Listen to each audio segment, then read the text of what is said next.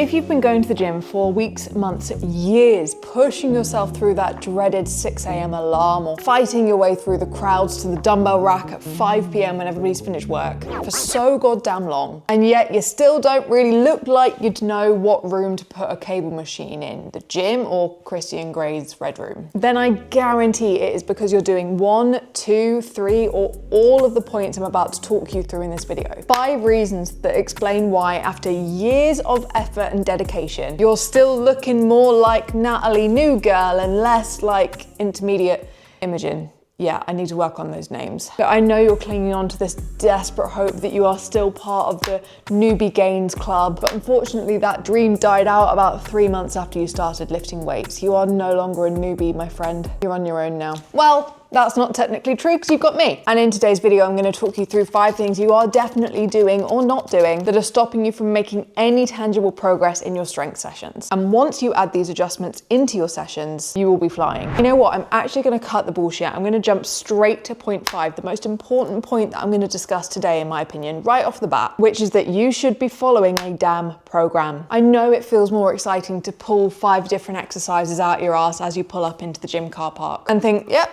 that sounds pretty good. That's what I'm going to do today. Number 1, back squats, obviously, because what's a gym session without back squats? Number 2, bicep curls for the pump. Number 3, kickbacks, obviously, because that's what all of the Gymshark athletes are doing to grow a fat dump truck. And then finally, some unnecessarily ridiculously complicated ab exercises that you saw on a random TikTok the other week and looked like it would really burn. But in reality, this is the single biggest reason why you have not made any progress with anything. Your strength, your physique development, your muscle mummy status, everything. So look, I've linked my completely free 4-week training program in the top link of my description box. Download a copy for yourself, follow that for the next 4 weeks. Don't do anything other than that plan and tell me you're not feeling a damn sight stronger and fitter in 4 weeks' time. Okay, let's hop back to point number 1. You quit the minute shit gets spicy. There's a minute in the set where your brain switches and suddenly starts screaming at you saying, girl, this is starting to get really tough now. Maybe we should just chill out. Maybe we should stop. Your brain starts negotiating with you like someone's got a fucking gun to your chest. And subsequently, you quit the set there and then. As soon as you hit that rep that's just gone a bit too far over that line of comfort that you've drawn in your head, you tap out. But that moment where the warning lights switch on in your head is not the sign to stop. It's the moment where everything beyond that line starts to actually contribute towards strength and muscle development. The progress that you are currently missing out on lives in those last few reps. Reps start to feel sticky. They get agonizingly slow. The reps that are causing you to make facials and sounds that would otherwise only be saved for the bathroom after a few days of a low fiber diet, if you catch my drift. If every set feels like a warm-up, it's no wonder you're not making any substantial progress. Growth only happens in those uncomfortable, sticky reps. So don't be afraid of them.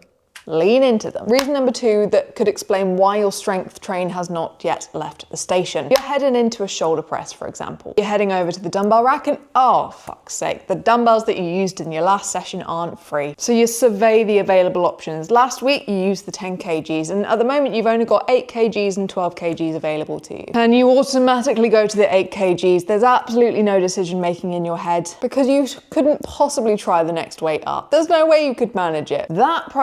That decision-making process is the equivalent of ordering a side of chips when you were going to order the broccoli, but they ran out. If you don't want to wait a few minutes for the 10s to free up, go for the next heaviest weight. Otherwise, you're just in this constant state of capping your own potential. Because I'd bet good money that you pick those 12s up and you get a good few reps out. And as a result of that slightly annoying situation, you come out with a PB. Even if you take a bit of a drop set approach, you try the 12s, you get 3 or 4 reps, and then you jump back down to the 8s and finish your set. That approach is so much better than just automatically reaching for the lighter weights and flinging them around just for the sake of getting the set done. Number 3, you kind of consider rest periods as optional and or for pansies. You're either in camp number 1, where you're not actually working hard enough in your sets to require any more than 30 seconds rest. So after 30 seconds of mindlessly scrolling through Instagram, you're pretty much good to go in for another set. Or you're in camp number 2. You know you should be resting properly. You're training hard enough to know that you deserve that proper rest, but you feel guilty or unproductive or just a bit lazy, just standing there doing nothing. So you cut it short because surely the more volume in the session, the better the session, right?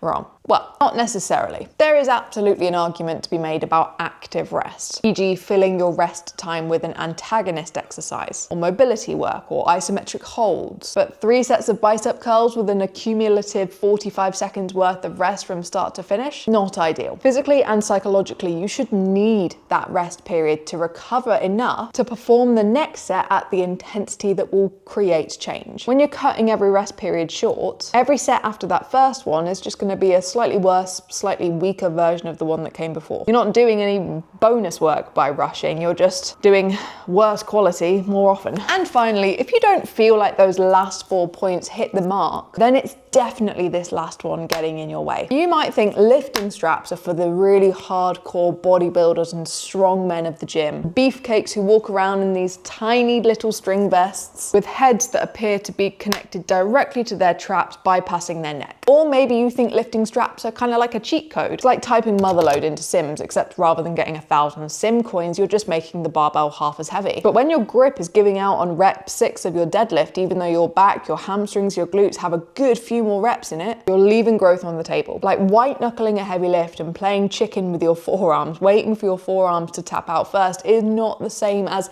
taking the moral high ground in an argument and tapping out first. If you're avoiding the heavier rows, the heavier pulls, the heavier deadlifts, because your hands turn into wet spaghetti halfway through the set, you're shooting yourself firmly in the foot where muscle growth is concerned. So strap up, let the muscles you're actually training do the work, and see what happens to your numbers. Even if you just start with one of these 5 points, either you start pushing a bit further into that zone of discomfort, or you dedicate a bit more time to resting between your sets, or you whack your lifting straps out every now and again, you will immediately start progressing more in your training. Do all 5 together, shit will go from 0 to 100 real fucking quick. Do all of that for 4 weeks, and you will really start to see the snowball effect of your increased efforts, especially if you use the training plan that I've linked in my description box. Don't forget to subscribe if you're new and enjoy this kind of no bullshit approach to fitness. Give this video a like, and I'll see you in the next one.